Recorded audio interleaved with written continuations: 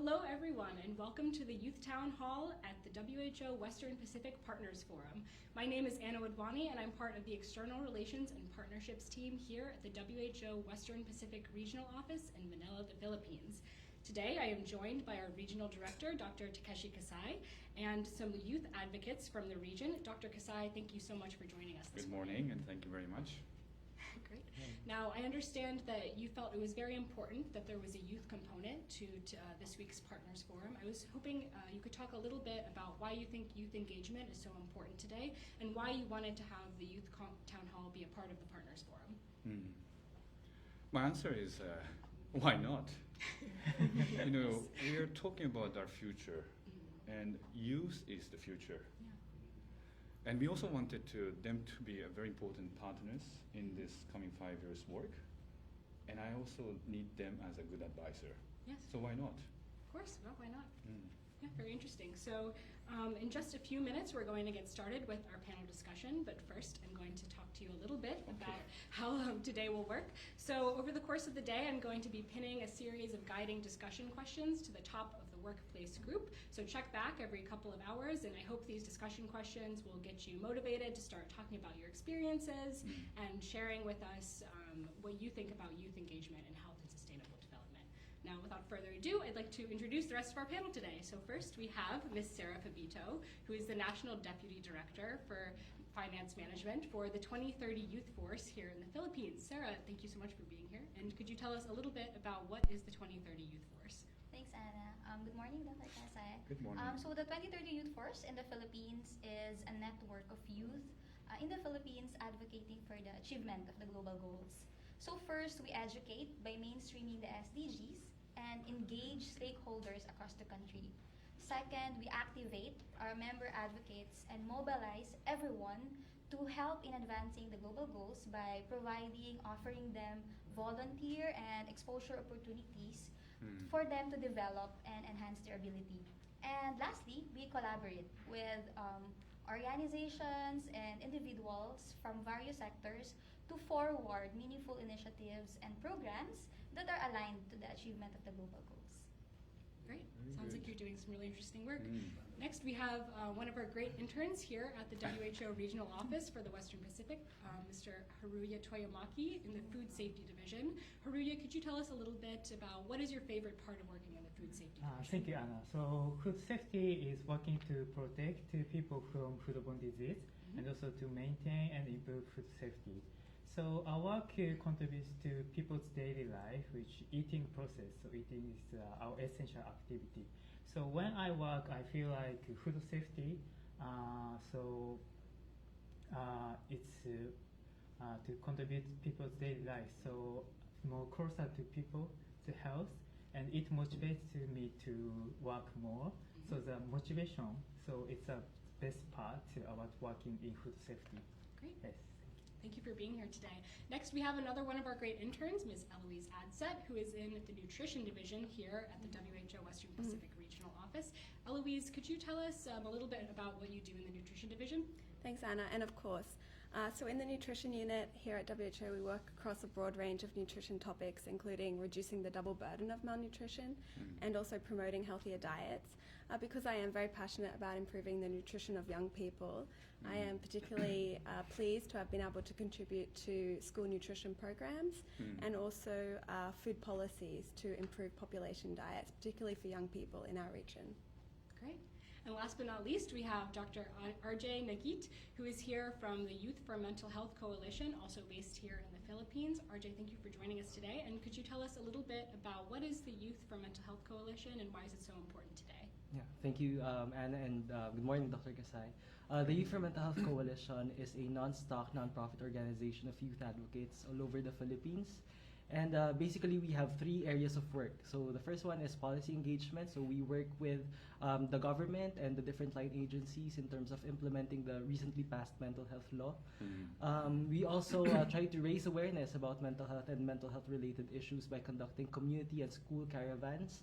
And lastly, we also try to facilitate service delivery programs for the youth who need mental health support. So either we connect them to a health professional or we try to provide first-line support. So right now we have 800 plus members, all working for a stigma-free and mentally resilient community. Sounds like you're really embedded in community. Yeah, Good. I think that it's Great. the best way to go. Great. Great. Yeah. Well, thank you all so much for being here today. I know you've all prepared some excellent questions for Dr. Kasai. So I thought that we could begin by starting talking about youth engagement with WHO. So Eloise, would you like to ask us our first question?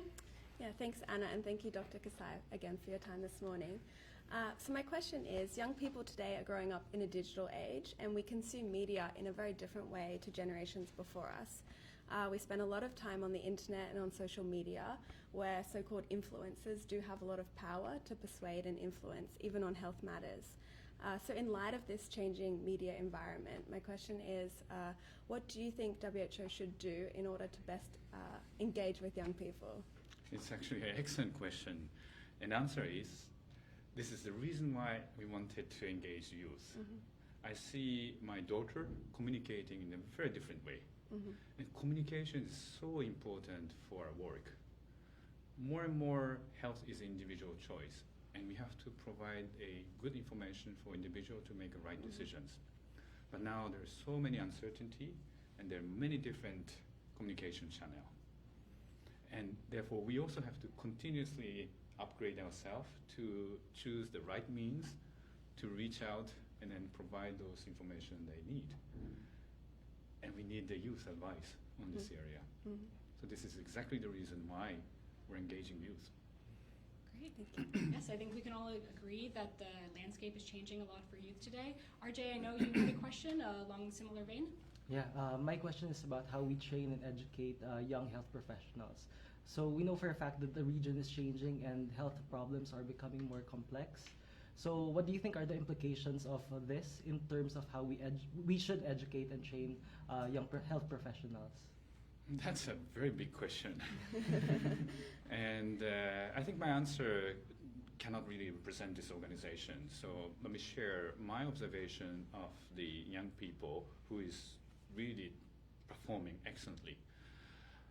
The characteristics of those young people who is really performing is, number one, they have a passion of one very technical area that motivate them to go deeper and deeper.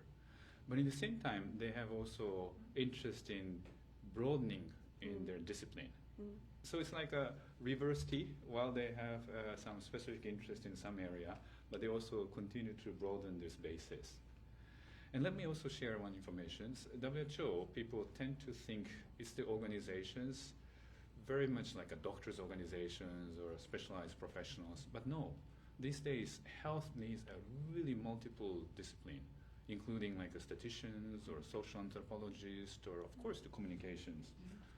So I think there's no one, advice, but what I have been observing is somebody who has a passion in certain area and also curiosity to broaden the basis is the way to go. And this is my personal experience. Thank you. Great, very interesting. Sarah, would you like to ask us our next question? I agree with what you said. Actually, I'm a statistician. Oh, you're a statistician. Yes. So my question, Dr. Kasai, is that we at the 2030 Youth Force in the Philippines engage youth in grassroots level and marginalized sector. So my question is, how can we improve health in the communities? How can young people get involved? The earlier career that I had was in the community. And I know that how community is important and how powerful, we call it primary health care, a facility closer to community is. The reason is, as I mentioned, that now health is individual choice. So if you have a closer to the people where they live and understand the context, you can share the informations tailored to those individuals making the right decisions. But not only that, health affected by many factors, such as what kind of living conditions or the educations, or how people really interact. We have the NGOs from the youth groups from the mental health. It's actually how community really accept those individuals, changes things. And youth can really work out in multiple dimensions in this entry point. But I was interested in your question because I think if you have a will to serve your community, that is the most important things to serve the community. And if you have such a mindset how to serve your community, that is the basis to extend that, not just your community, but other community, and to serve, again, entire public health around the world. So it's a good questions. I'm very impressed. Great, I couldn't agree more. Does anyone have any last questions for Dr. Kasai? Haruya? So, Dr. Kasai, so you have had a lot of work, you have done a lot of works in WHO, and you have also a lot of experience. So, what is the most unforgettable experience or work in your WHO career? It's very difficult to choose one, but let me start with the bitter experience. Number one, 2003 SARS. We didn't have capacity as today, a lot of pressure, and I lost also my friends. So you can imagine what kind of experience we had. But based on that, we really, really improved our capacity, so we're very different. But I have a very bitter experience on that. But good things coming out from that is that we noted that the conventional surveillance system cannot detect a new event, because conventional surveillance system starts with the definition. So if it's a new event, there's no definition. We cannot detect new things.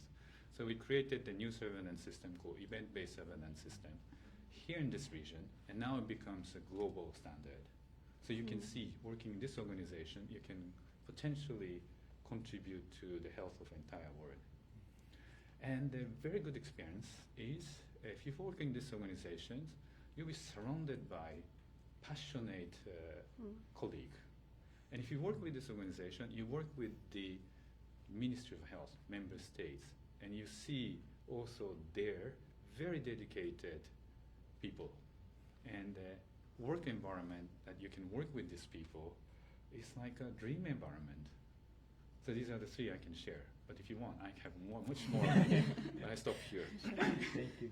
Great. Well, Dr. Kasai, it sounds like you've had a really interesting career. I'm wondering now myself, what advice would you give to young people who are looking to get involved in public health for their careers for the long run?